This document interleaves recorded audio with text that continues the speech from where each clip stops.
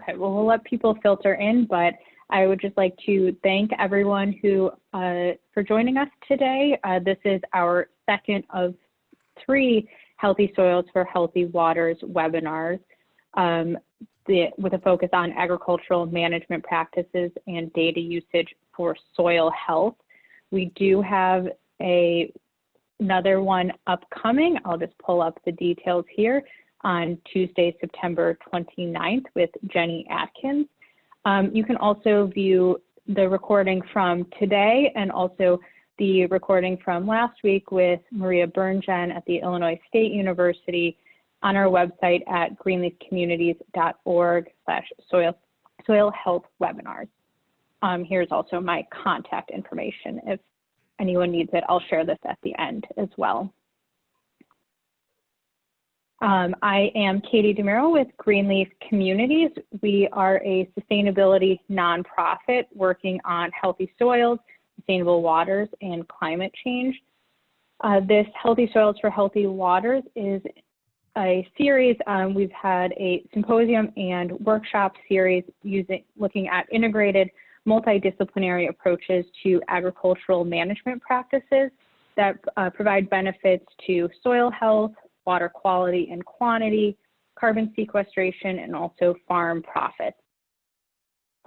We held our last workshop back in March, focused on sensor technology and applications to soil health. This webinar series is a continuation of that, and we would like to thank the Lumpkin Family Foundation for their support in this effort. I would also like to thank Nancy Holm as a co-organizer of this in our March event. Nancy recently retired from the Illinois Sustainable Technology Center, so thank you, Nancy. Today, we welcome Mitchell Curtis, a farmer in Illinois. I'll just give the Zoom instructions. I'll kick it off. But if you'd like, we'll answer questions at the end. You can submit them either via the chat box or the Q&A function. I can also, at the end, if you'd like to raise your hand, I can unmute you if you would like to ask your question directly to Mitchell. You can also please contact me either using the chat box or my email if you're having any technical issues, and we will try to address. So as I mentioned, today we welcome Mitchell Curtis. Thank you, Mitchell, for joining us today. Curtis Farms is a 4-generation grain operation with over 3 decades of implementing and promoting sustainable practices grounded in basic science. Mitchell, I will turn it over to you and let you get started. Thank you again. All right, thank you, Katie. Hello, everyone. My name is Mitchell Curtis. I am from West Central Illinois, a 4th-generation farmer, as Katie said. Here, let me get the presentation pulled up. And we farm 100% row crop. We have historically for the last little over 3 decades. We farm in non-HEL ground, and so our true approach is just laying out the challenges that we have implemented ourselves. There hasn't been any regulations that have been imposed on us over the years that have forced our hand. It was truly a driving factor that there has to be a better way, and as we've discovered better ways, it's just motivated us to keep pursuing that path. So the presentation Mitchell, today, go ahead. Oh yeah, sorry, Mitchell, do you want to pull up your slides and screen share just before? Oh, you can't see, okay. Sorry, yep. If you click screen share, if you want to try that again. Okay, let's see there. All right, my apologies. Okay, did that work that time? Yes, if you just want to do that full screen or slideshow, then. Okay, sorry about that, everyone. Great, thanks. Yep, you're welcome. So what we're going to cover today is I'm going to give you just a brief history on the beginning of where we started on this road to discovery, as you may call it, and where it's taken us and where we are currently today and what we're thinking of looking going into the future to continuing down this path. So we just titled it, something we've used historically, just how to manage through, manage with profitability, but with a sustainable and a responsible approach. A little background, as Katie said, we're fourth generation farm. We've been no-tilling since '85. We've been solely corn and soybeans. Prior to that, the family's raised, was really big into hogs in the '70s before the markets changed, and some cattle. And then during my career, we have raised some ostriches. And beyond that, we've stuck primarily to corn and soybeans, and we have raised specialty corn in niche markets, depending on the year to year if there's been a demand for it. Looking at a little overview before we dive into it, a little background on us as a whole. You can see from 1984, we were still very heavy in the fall chisel plowing and spring cultivation. You know, common practice we all see was the belief that we just had to work the ground in order to get it in ideal condition to make it user friendly so we can make a profit and increase our production. And we also were using a lot of fall broadcasts on fertilizer and also the anhydrous with no spring nitrogen at all or any fertilizer of that sort. Populations, you can see, were different, and our goals, respectfully, were also different. Jumping up 36 years, you know, we're 100% no-till. We use gypsum and lime in the fall if it's needed, and we put a percentage of our nitrogen on in the spring and with a band if we choose so, and then we'll do the rest with our planter, or we'll do it in multiple steps with side dressing. And so there's zero fall application of anything being done now outside of gypsum or lime. And then our summers are geared towards foliar feeding. So we're really focusing on pushing the sugar production so we can increase our root mass to increase overall productivity. So it's just a little breakdown of where we've come from in over 30 years, just our overall blanket sheet approach on things that we do different. Here's just a few photos. I'm a firm believer photos are worth 1,000 words, and it really just paints a picture in such a short time how far agriculture has changed, or the information has been out there if you were blessed to come across it and take advantage of it. So this was my grandfather here, you know, prior to '85. Still very common practices we see all over. And due to that, we're all familiar, we're seeing a lot more erosion and things, depending on the conditions, especially in the springtime, when things are a lot more saturated and more fractured. So I just want to go through a few here. The biggest driver that they had in the '80s for the transition is we were going through the droughts, and they felt like there was no answer to get better and to get through it. And through a tough hand being dealt in the marketplace, my father and grandfather chose to give no-till a try in the mid '80s. And luck would have it that Mother Nature blessed us, and in that drought, we happened to have a pretty substantial increase in production over our neighbors and the county. And so at a time when some people would have, you know, no-till, no corn was their results, we had the opposite, and that was enough to lay the foundation to build a desire to get a better understanding of why did that happen, and if that is possible, what more can we do if we further our understanding on those processes that are taking place to allow us to better weatherproof our ground or our farm. So in 1985, we started shifting into no-till, was the transition. Here's just going out showing we're doing some early broadcasts. We ran a drill to try to get away from to rip up the stalks and try to size them up. A drill is easier to feed through. Then you go into late '80s. This was our beginning of when we started to really look at our fertilizer approach to how can we become more efficient. The juvenile year of establishing that there is something more to the soil than just an empty bucket was becoming very evident to our operation. And so my father wanted to build a better understanding of what else is there out there. What more can we do to not only be good stewards, but increase our productivity all in the same stride. And so in '89, we came across a company and some farmers that all had the same approach and belief that there is more to this, and following the basic science, which is the truths of nature, are going to help us be more aligned with being more timely in our management decisions. So in '89, my father started implementing phosphorus-based and furrow applications to start being more efficient on our phosphorus placement and timing, and he started cutting back. And so that was really the first year we started incorporating fertilizer efficiency in conjunction with soil management. Here's just showing a little, we see them now, it's a commonplace as a row cleaner.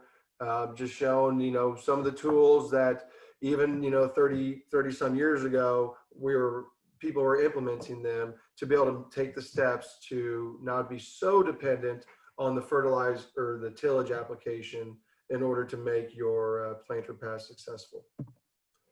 So here's showing in the late 80s, once again, when we were going through this, we started understanding the value of biologicals in the microbial environment. Very little was known for ourselves, but there was a common theme and a belief that the soil was a living environment. And if we work with it, it's going to pay us back in tenfold compared to trying to work against it. And so we started learning into the biologicals a little bit. Here's, at the same time, we were jumping into the soil testing. Like most farmers, everything was grid historically, and we would do it just off of a few samples in a field. And then with the GPS Discovery, we were able to you know, shrink our grids to whatever scale we feel was best for the operation in the area. So in the beginning, we started doing things by the soil type and not by grid, understanding that your soil types is going to be more of a ground truth to your CECs and usually your organic matters, your overall consistent reference.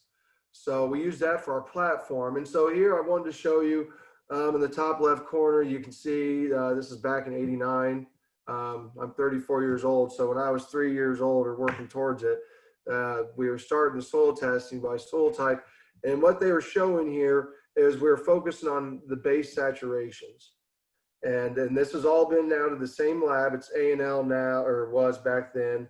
I apologize, but the title here across the top blocks out the word, but it was the Midwest Laboratories Division of A&L Labs, which is who we currently still work with. So we have yet to change our testing procedure or the facility that does the testing. So there's a variable there that we've been able to eliminate, and as far as manipulation, by staying consistent this whole time.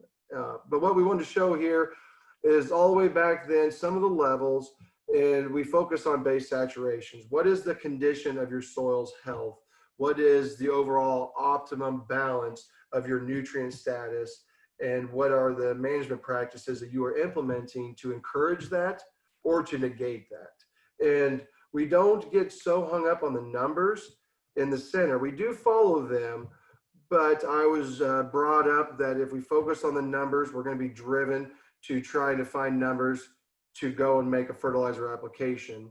And although that is not wrong, our primary approach is we want to know what the soil's condition is. What is the health of the soil? Because we're firm believers that is going to be the trump card whenever there's a stressful weather pattern that comes down on the crops or whatever it is you are producing, working with Mother Nature. So we just kind of wanted to give you a layout going back 30 some years, that this is something we have been logging and trying to build off of, understanding that you know, changes are made very small and incrementally over a long period of time. And then in the early 90s, a family got into trying to do more with the nitrogen studies and figuring out, well, is more better? Do we put it all in the fall? Do we do some in the spring? What is the best way, and what is the right form? And what kind of hybrids respond to different approaches to a nitrogen program? So in 92, so 28 years ago, we were starting to dive into this a little bit and figure out, well, is there more to than what we've been told? So many pounds is going to give us so many bushels. And believe we found that there is more to it. The form is just as crucial as the amount. And so here, just to give you a quick example, it shows where there was no nitrogen applied. He had 143 bushel that year in that situation. And then another one, we had 170 bushel off of 120 pounds. And so what this did for our personal farm is it laid the foundation of another layer went from the soil management to looking onto an in-furrow-based phosphorus, and then we've looked at it from a biological stance. And now we were starting to enter into nitrogen, and how can we best understand that and get a handle on it. Almost 3 decades ago, when the information and the conductivity of making it very transparent, just due to the times and technology, was not nearly as available. So these are some of the first steps that were implemented to build the confidence that there is more to it. And with small steps, but methodical approach, we can really make a change on our own personal farm. So here's just showing, just a reference of a pit, and how roots do grow down deep in an ideal environment into a soil profile. We all know we manage in a soil zone, a plowed layer, but yet whatever host crop we are producing is always striving to grow in a soil profile. So I just wanted to throw a photo in that acknowledges when everything's in balance, those roots will take advantage and go deep to help offset the stressful times. You can tell the photo alone shows you how old this is, but this just goes back to showing, once again, the proof is in the pudding. Making these changes over years with reduced tillage to no-till to better fertilizer placement and efficiency, we started seeing an increase in just more natural biological activity and earthworm activity and aggregation. And then around 1995, my father, we were introduced into the value of calcium in regards to help adjusting your calcium magnesium ratio, and as a surface amendment to help reduce surface sealing, a higher electrolyte conditioner. We're fortunate to be introduced to Dr. Daryl Norton. Was part of the USDA soil erosion lab for around 20 plus years out of Purdue. And through his, or not just his, but through the team's research on trying to find better solutions for road bank erosion to help reduce, they came across gypsum, and then it quickly grew that it's historically been used, but in recent years and decades there hasn't been much dollars or time invested into what is it and what is its range of motion far as contribution to certain challenges we might see on a farm. So in the mid-90s, we started embracing that to get our calcium levels up and get our mag levels in the proper balance, and help reduce that surface sealing, that crusting we're all familiar with. So since then, we've been actively using gypsum, not on a blanket approach. Like all things, we adjust accordingly, more on a field by field, or even within a field in isolated sections if we feel it's needed for one reason or another. It's a great sulfur source, so that was also the driving factor. We're getting 300 pounds of available sulfate sulfur on the conservative side, and we're getting 400 pounds of available calcium on the conservative side. So that was one of the foundational, no silver bullet, but it's a great tool that we were able to add into our toolbox as we kept going down this road of discovery on how to be better stewards of the land and more profitable in a productivity manner. This just highlight this slide here I just pulled out of their study that they did with the NRCS to get it federally approved on the Standard Act 333. So I just wanted to show just a little visual. Basically, the clarity in the water that you are seeing is in the basic sense what gypsum is doing, far as it is help holding your phosphorus and your soil particles better into aggregates and keeping them within your soil structure, instead of sending certain clay particles and soluble phosphorus out your tile. So I just want to give a visual, because as long as I've been around it, it still always amazes me that it, just being able to visually see in relatively short amount of time, what it is doing when it interacts with water and soil. Now this is the basis of our farm. It is a very common tongue now. We have the Interact programs throughout Illinois. I mean, it's a very, very common thing, the 4 or the 5 R's, depending on where you fell in the run in the marketing of it, it would have been 4 R's, and now it's 5 we're all familiar with. And little did we know it, but this has been the foundational building block that we have been, I'd say, roughly following. And then once we came into this mid 90s, as you can see, is when we really started to, kind of link it all together in kind of a system synergistic approach. Instead of everything standing on its own leg, we're able to kind of get a better view by stepping back and seeing things are starting to complement each other. And the more we were pursuing this, the more complementive all of these practices were on a synergistic level. And so I just want to put this slide up here. We soil test 3-year rotation. Simply put, we farm in 3 counties. I'm right on the line between 2, and down the road is the 3rd one. So it's just easy on a management scale to keep the rotation. Because from our approach, we promote every 2 years, but at the end of the day, we want consistency. So we adjust accordingly to what fits your model of your farm best, with a very thorough dialogue on what is best. But then at the end of the day, the goal is to just make sure we are being consistent whenever we are doing that. So we do a 3-year rotation is our overall approach. Now we go to plant. This is a very common theme. A lot of you might see, you see them a lot now the last few years, excuse me. But what we do is, this is the rear end of our planter. Some of my friends tease us, it's the Lander train when you see it, run across the countryside. But our whole approach is, this pass here is the goose that lays the golden egg. You can do a lot of things before and after that's only going to make it more expensive or cheaper based off of your efficiency and management integrity. But this pass here, you really can put a lot of your marbles in, and it's going to make or break you as far as putting you in a top tier of potential or on the bottom.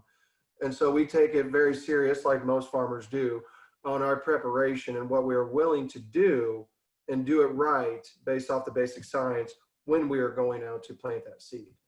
And so as of right now, what is becoming commonplace, but for 3 decades roughly, has become standard on the Curtis farm. And what you're seeing here is just no-tilling corn into beans. And we have the tanks on the front, and that carries an in-furrow, a phosphorus biostimulant-based micronutrient package. And then that cart in the back carries our 32% nitrogen, along with some sulfur and potassium if we feel it's needed, depending on isolated situations, hybrid selection, field health, so on and so forth. So this is just wanted to throw a few photos out there. This is our approach when we go to the field. I can tell you, as a young farmer, I have never gone to a field without taking this approach. So it is very opposite for me to ever think of going to a field truly naked. If I show up with a field with just seed, I am not ready to plant. I just have one piece of the puzzle, and I need to get everything else there so then I can go plant. And this is what our puzzle looks like all put together. Just some more service, photos we all enjoy. Just shows you how we go about tendering it. And this is some of the end result. Here's beans. I like showing some of these photos because you can see the nice rich color and the vigor in the plant. But then you can see the huge mounds of residue in between.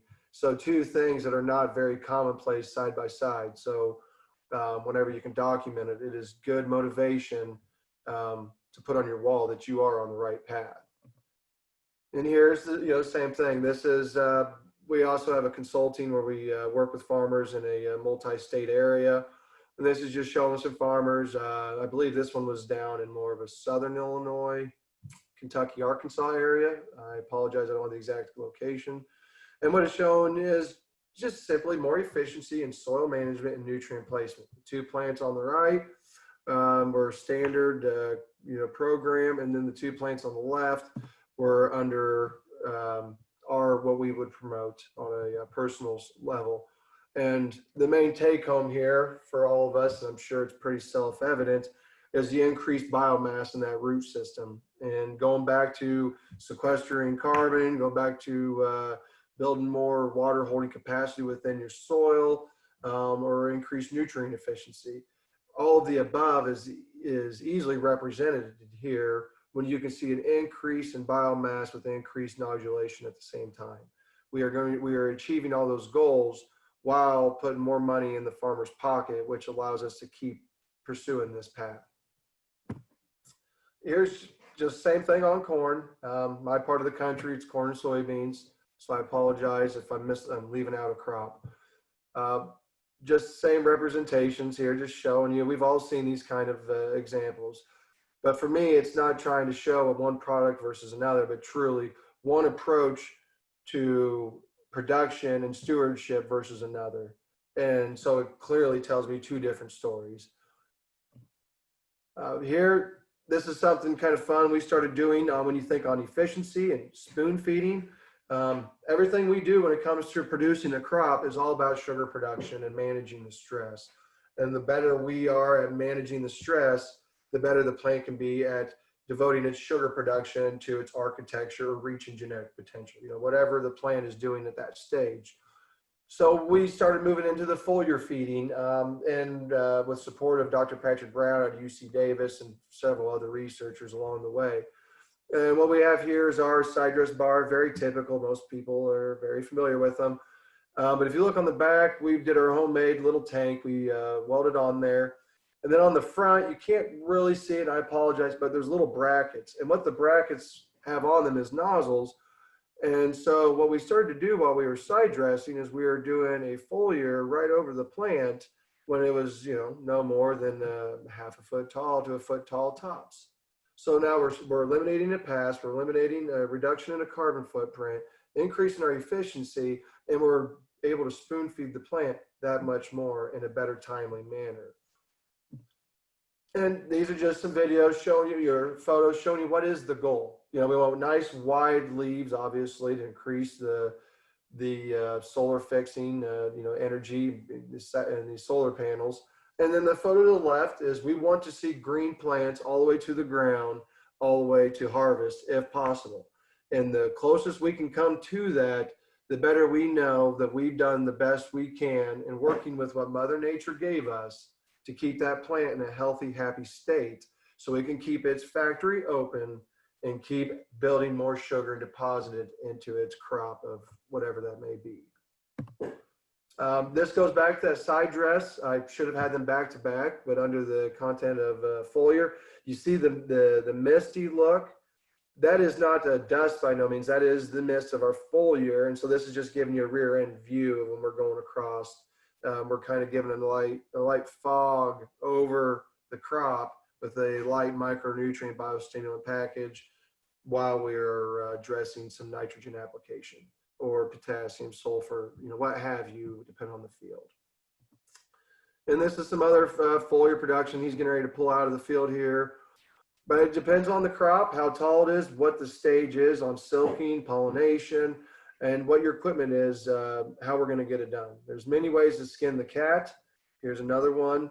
The main goal is that we get it done in a timely manner and in a quality manner, and not get caught up in all the distractions. There's another one. Looks a little better when you have a little bit nicer and bigger sprayer. This is down by St. Louis, Illinois. He's out foliar feeding, you can see right now, and doing a light fungicide, getting ready for grain fill. This is just a standard photo, just showing what we're all used to. It goes back to the size of the ear, but also the size of the kernel. And the kernel is going to heavily dictate how well we were managing that stress. Because early on, we know we can establish a nice ear and a robust ear by V3 to V5 with adequate nutrition. But the rest of the season, we have to have good weather and good management decisions to make sure we can maximize those kernels that are on that ear. Here we're just showing a few photos of us out harvesting.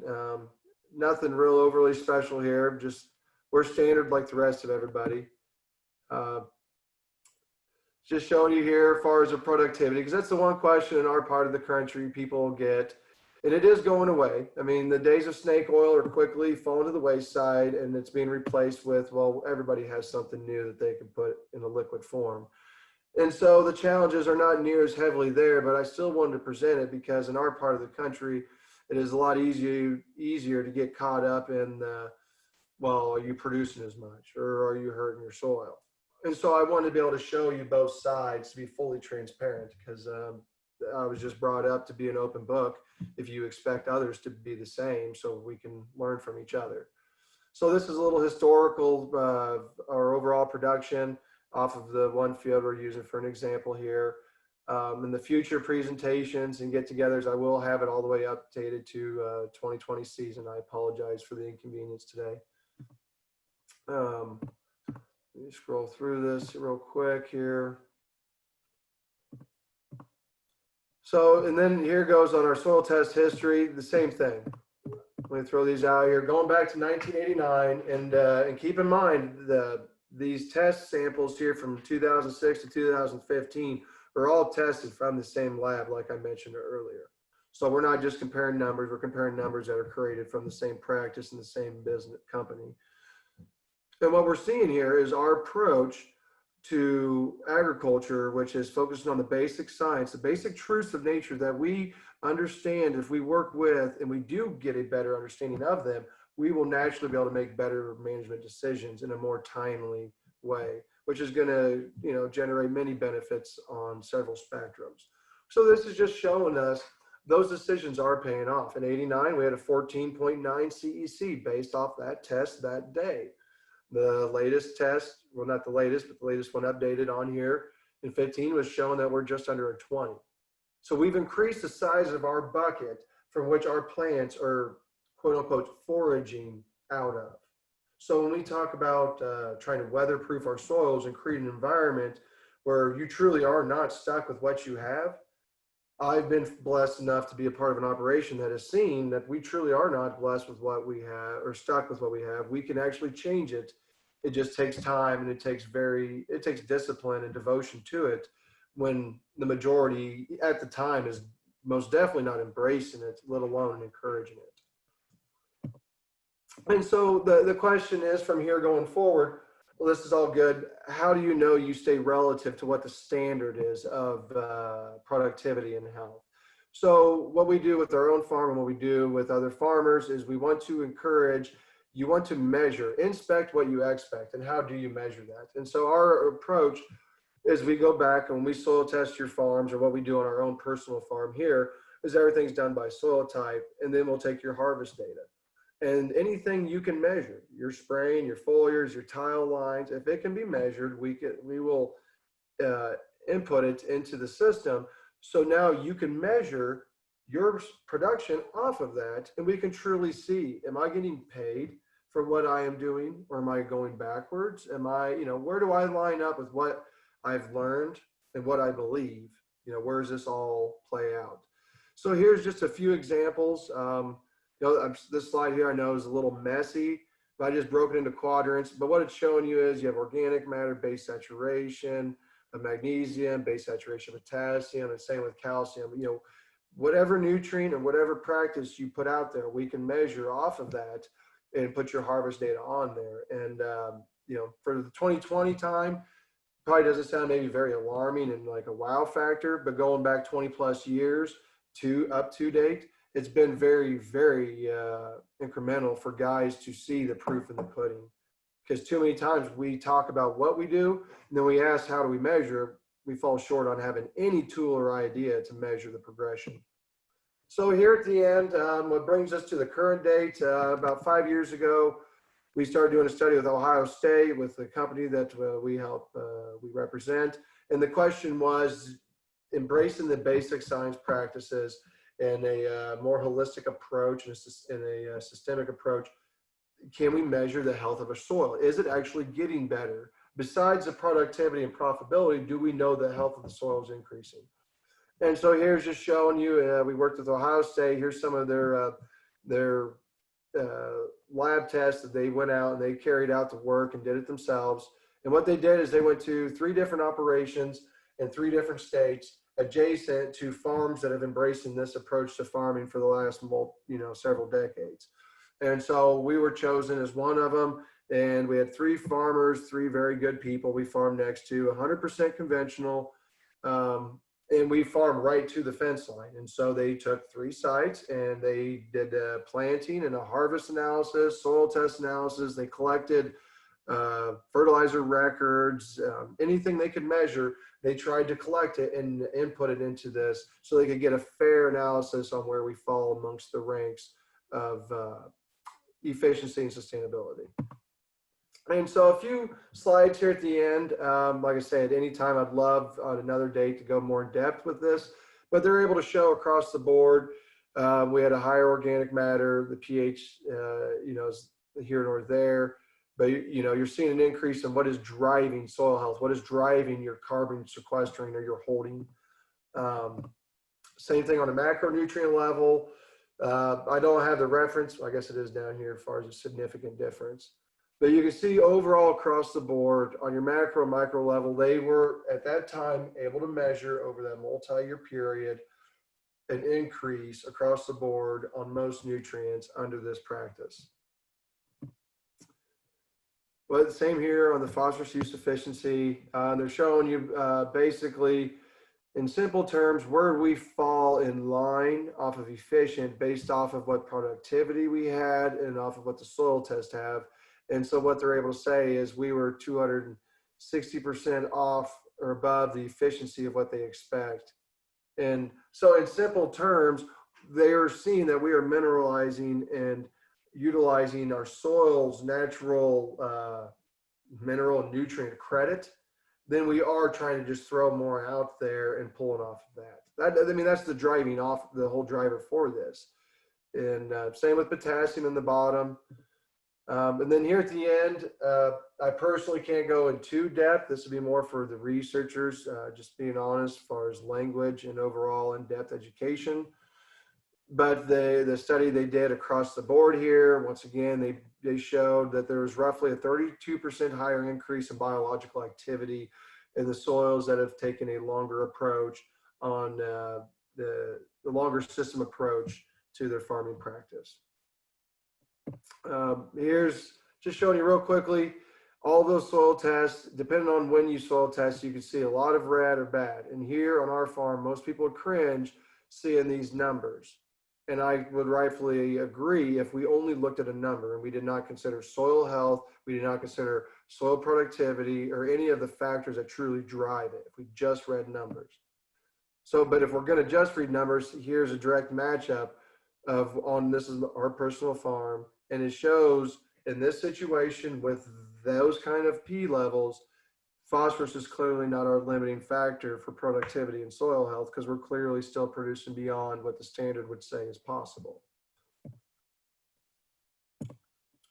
Same thing with your base saturations of K. And it's not to negate any of the value. It's just that we're always so driven to try to test to see if what we're doing is right. And I have just been blessed to be in an opportunity where we are not only have tested it, but we are making a living off of implementing this, and we've done it for multiple years. So I can truly, truly say here and tell you what I am showing you has been a true success. Otherwise, I would not be here able to present this to you. Here's just showing you, same with percent K. And once again, we're not implying you don't need anything. We're focusing on what is the condition of your soil, what is an optimum balance of your nutrient levels.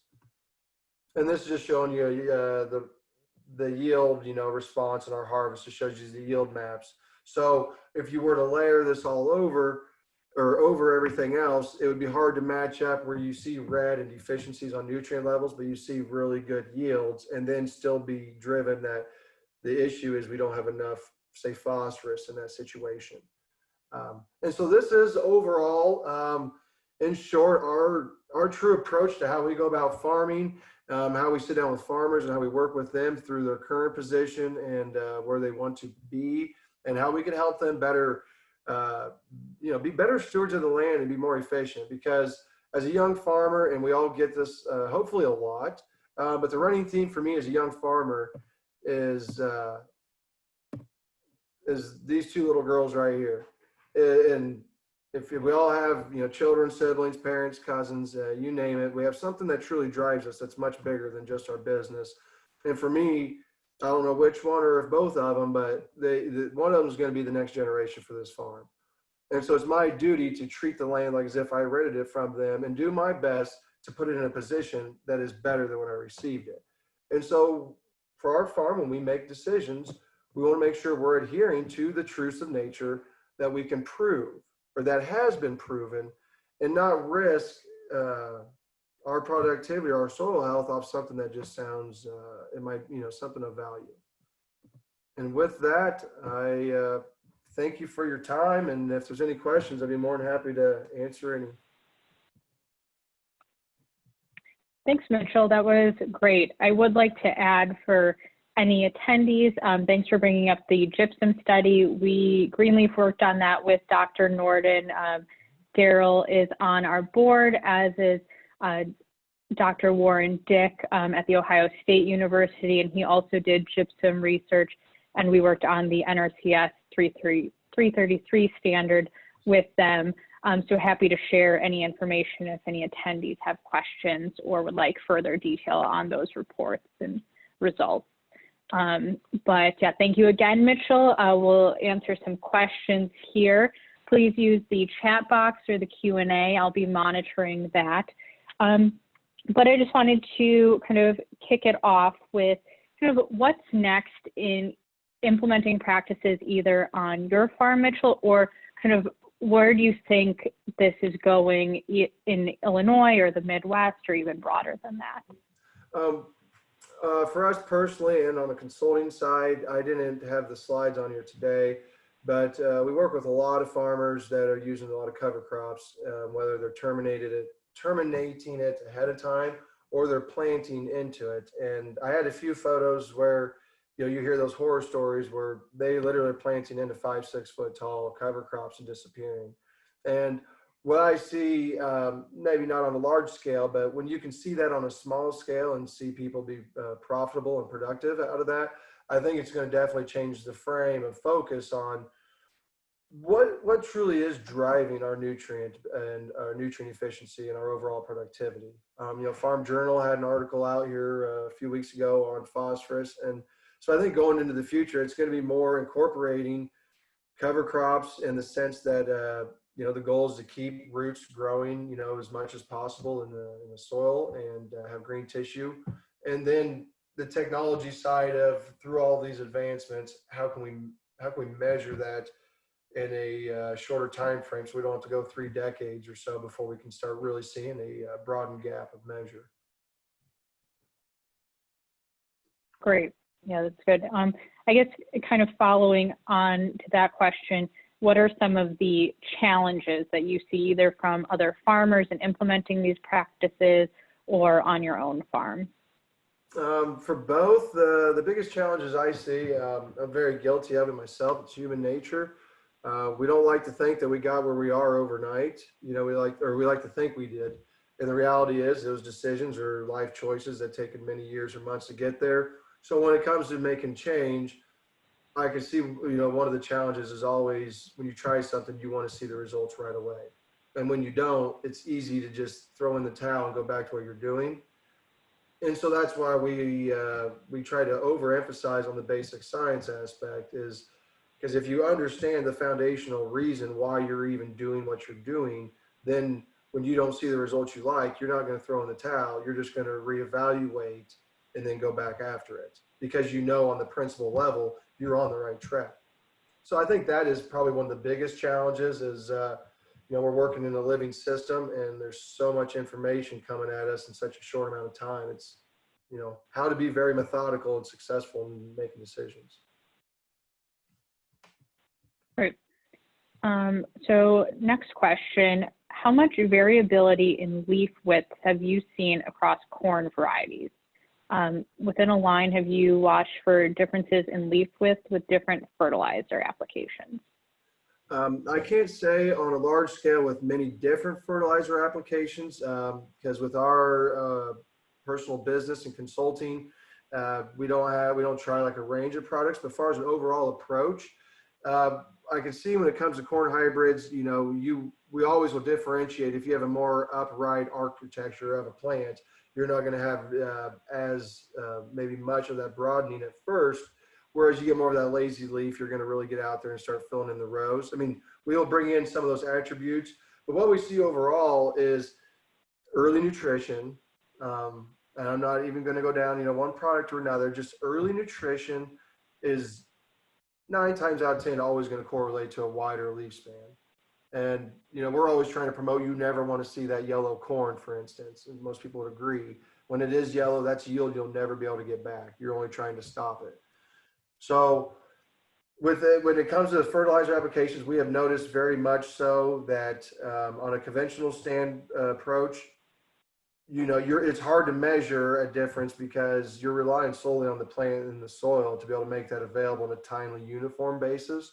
Whereas when you're doing something deliberately in a deliberate placement and amount, it is naturally a lot easier to measure it. Whether you see it or not, it's easier to at least measure, like, hey, I should be seeing something good or bad. So yes, I would say that we do see it a lot more. And then it's kind of a standard guide, kind of like when we go into the fall, if we can see more pink around the root base, as a general rule of thumb, it lets us know that there's been sufficient sugar production. So the excess sugar has been deposited in the stalk. And so you're going to have more vigor in that within your stalk, kind of the same reference. And then can you tell us more about carbon cycling and sequestration through your practices compared to some others, and if you're kind of taking kind of other measurements that you're taking? Yes, the compared to other practices, it'd be kind of hard for me to say because I'm not fully aware of, outside of us being fully invested in cover crops, and we're starting to do that this year more. We've done it historically, but due to personal concerns with application of certain herbicides and environmental stresses, we kind of slowed up on the cover crops because I'd like to use more of a mechanical approach to terminate the cover crop instead of increase on my herbicides. But with that being said, when it comes to practices to increase it, it is hard for me to come up with what is better than having something growing as much of a year as you can in your soil. Outside of different forages or crops are going to sequester more carbon than others. Besides that, the whole basis of what we're doing is, Jerry Hatfield out of Iowa has shown with their soil lab out there years ago on their carbon emissions meter, they could have a light tillage pass over a mile away with a field cultivator, and it's going to send off their monitor that's measuring 6 to 7 times every second on carbon emissions. So I don't have a quantifying number to give you, and that's the challenge in all of this, or the beauty, depending on how you look at it, is the science tells us what we're doing is there. I was in a presentation of Patrick Brown, for instance, out of UC Davis, number 1, 2 four-year researchers in the world. And he presented a slide of Kip Coulter's 615 bushel corn, and he equated that to 30 to 35 bushel a ton of carbon sequestration. And then he put it to a wild prairie, which is roughly 30 to 35 ton, and then a rainforest, which was 50 to 85 ton, he said. But the driving point in his message was that they all had a root system and a biomass that was continuously being added to and contributing to the health of the soil. So I'm probably running long on words, but I'm not familiar on what practices out there that are going to be faster than what is naturally, quite efficient. And on our measuring side, that's what we're currently trying to, investigate, is figure out how can we find something better to quantify or measure it that is very valid. Because I can tell you myself, I don't have the background to dive deep on one methodology over another, but that is something we're currently investigating on. How can we get tools implemented into our farm so we can have multiple layers of data, not just from a productivity in the soil, but also from a measurement scale from year to year, whatever metric it may be. Well, Mitchell, I would like to thank you again for joining us today and for sharing all this information on your farm and some of the other farms that you work with, and especially the perspective on renting farm from the future, protecting it for future generations. I think that's always an important thing to consider. So yeah, thank you. And for everyone who is joining us, I will share where we will be